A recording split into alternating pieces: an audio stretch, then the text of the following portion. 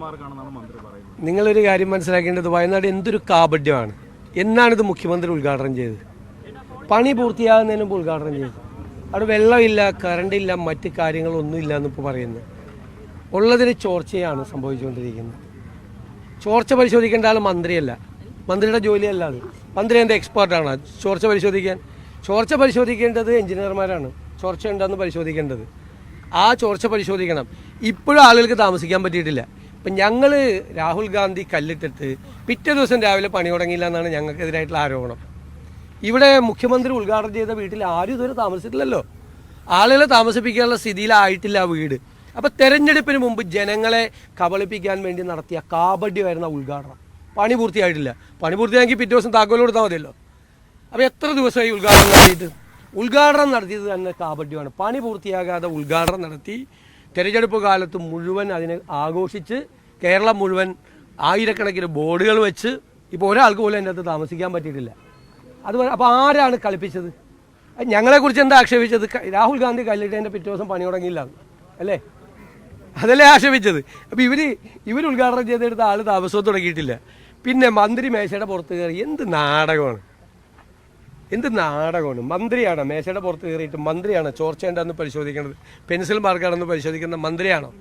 ആ മന്ത്രിമാരാണോ? ഇപ്പോൾ പാലം വീണോ പരിശോധിക്കുന്ന മന്ത്രിയാണോ? മന്ത്രി ഇതുമായിട്ട് എന്താ ബന്ധമുള്ളത്? മന്ത്രിയല്ലല്ലോ, എഞ്ചിനീയർമാരാണ് പരിശോധിക്കേണ്ടത്. ഗുരുതരമായ ക്രമക്കേടുകളാണ് ആരോപിക്കപ്പെട്ടിരിക്കുന്നത് നിർമ്മാണത്തിൽ തന്നെ. ഇത് തന്നെ ഏച്ചുകെട്ടിയ ഉദ്ഘാടനമാണ് അവിടെ നടത്തിയത്. ഇതിനൊക്കെ മറുപടി പറയേണ്ടി വരും.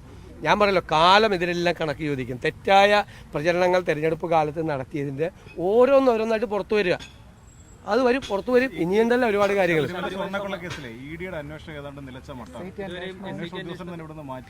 ഞാൻ നിങ്ങളോട് തിരുവനന്തപുരത്ത് വെച്ച് പറഞ്ഞ ഓർമ്മയുണ്ട്. നിയമസഭ സ്തംഭിപ്പിച്ചുകൊണ്ട് പറഞ്ഞത്, മാധ്യമങ്ങളോട് പറഞ്ഞത്, ഈ കേസ് എങ്ങും എത്താതെ അവസാനിക്കാൻ പോകുന്നു.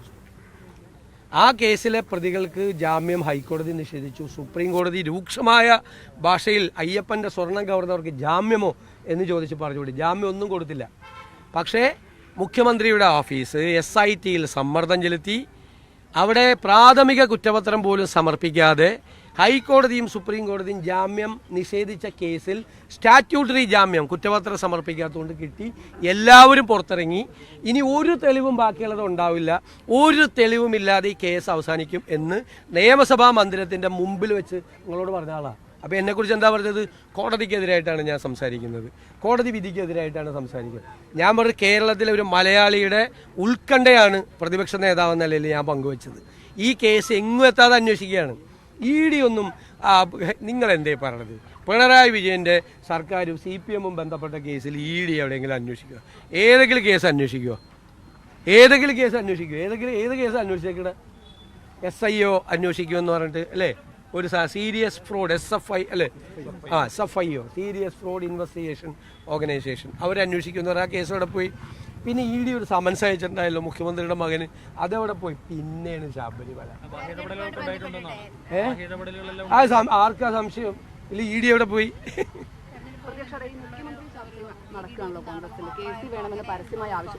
ഏത്?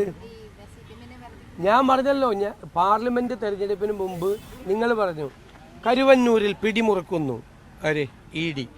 അപ്പോൾ ഞാൻ നിങ്ങളോട് പറഞ്ഞ വാക്കെന്താ? അത് ED കരുവന്നൂരിലല്ല, CPM നേതാക്കന്മാരുടെ കഴുത്തിനാണ് പിടിമുറുക്കിയത്. അതായത് മര്യാദയ്ക്ക് BJP സ്ഥാനാർത്ഥിയെ ജയിപ്പിച്ചോളാൻ പറഞ്ഞു.